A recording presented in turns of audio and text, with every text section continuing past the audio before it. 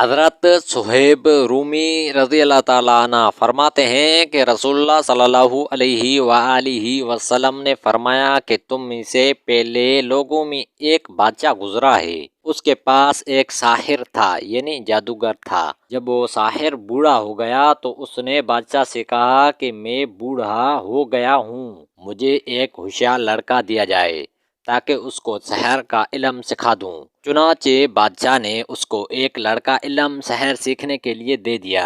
اس کے راستے میں ایک راہب یعنی عیسائی پادری رہتا تھا۔ وہ لڑکا اس کے پاس آنے جانے لگا۔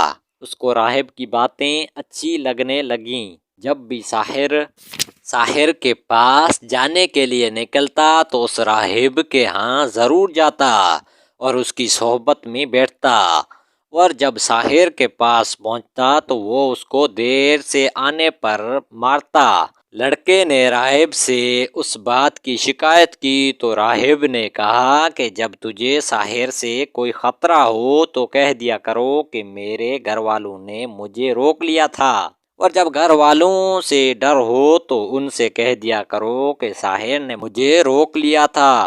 سلسلہ یوں چلتا رہا۔ ایک دن اس لڑکے نے دیکھا کہ کسی بڑے چوپایا نے لوگوں کا راستہ روک رکھا ہے۔ اس نے کہا کہ آج معلوم ہوگا کہ ساحر افضل ہے یا راہب۔ چنانچہ اس نے ایک پتھر ہاتھ میں لے کر دعا کی کہ اے اللہ، اگر راہب کا دین سچا ہے تو یہ جانور میرے پتھر سے مارا جائے تاکہ لوگوں کو گزرنے کا راستہ مل سکے۔ یہ کہہ کر اس نے وہ پتھر مارا اور وہ جانور ہلاک ہو گیا اور لوگوں کو گزرنے کا راستہ مل گیا۔ لڑکے نے آ کر راہب کو سارا واقعہ بتایا تو راہب نے اس سے کہا کہ اے بیٹے، آج سے تو مجھ سے افضل ہے۔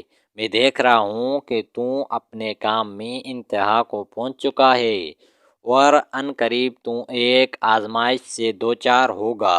اگر تو کسی آزمائش میں مبتلا ہوا تو کسی کو میرا نہ بتانا۔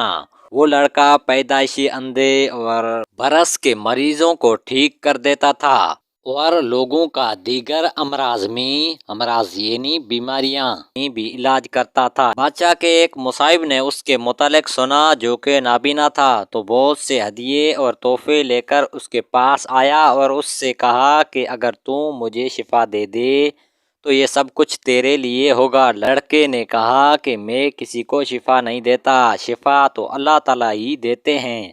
اگر تو اللہ تعالیٰ پر ایمان لانے کا وعدہ کرتا ہے تو میں اللہ تعالیٰ سے دعا کر دوں گا، وہ تجھے شفا دے دے گا۔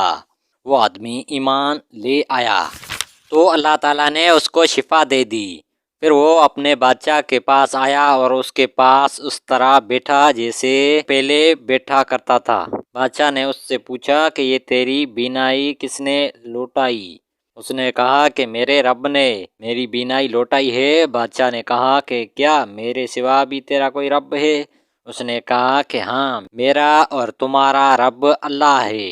بادشاہ نے اس کو پکڑا اور اس کو برابر سزا دیتا رہا، یہاں تک کہ اس نے بادشاہ کو لڑکے کا پتہ بتا دیا۔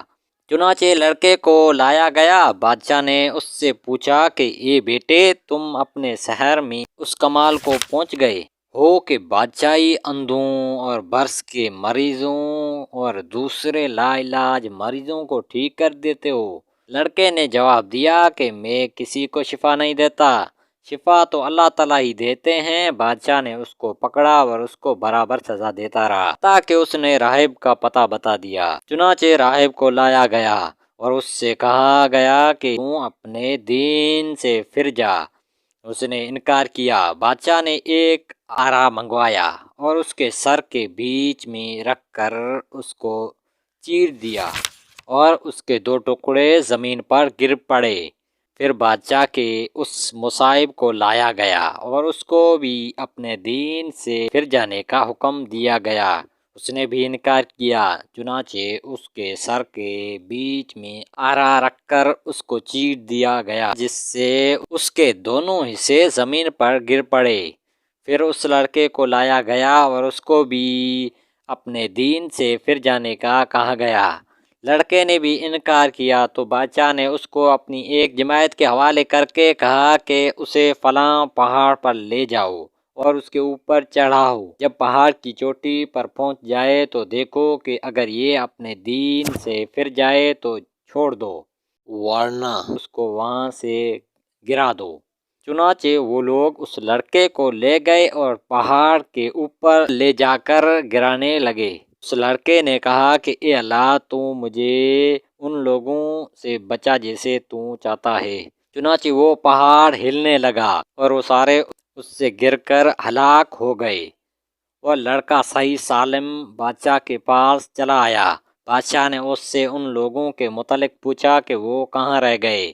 لڑکے نے کہا کہ اللہ تعالیٰ نے مجھے ان کے شر سے محفوظ رکھا۔ بادشاہ نے پھر اس کو اپنی ایک جماعت کے حوالے کیا اور کہا کہ اس کو ساتھ لے جاؤ اور ایک کشتی میں سوار کرو، پھر جو سمندر کے بیچ میں پہنچو تو دیکھو کہ اگر اپنے دین سے باز آ جاتا ہے تو چھوڑ دو، ورنہ اس سمندر میں اس کو غرق کر دو۔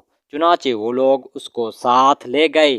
لڑکے نے پھر دعا کی کہ اے اللہ، آپ اپنی قدرت سے ان لوگوں کے شر سے میری حفاظت فرما۔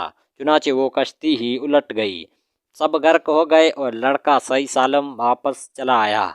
بادشاہ نے اس سے پوچھا کہ تیرے اصحاب کا کیا ہوا؟ اس نے کہا کہ اللہ تعالیٰ نے مجھے ان کے شر سے محفوظ رکھا۔ پھر اس لڑکے نے خود ہی بادشاہ سے کہا کہ تو مجھے قتل نہیں کروا سکتا جب تک کہ تو میری بات پر عمل نہیں کرے گا۔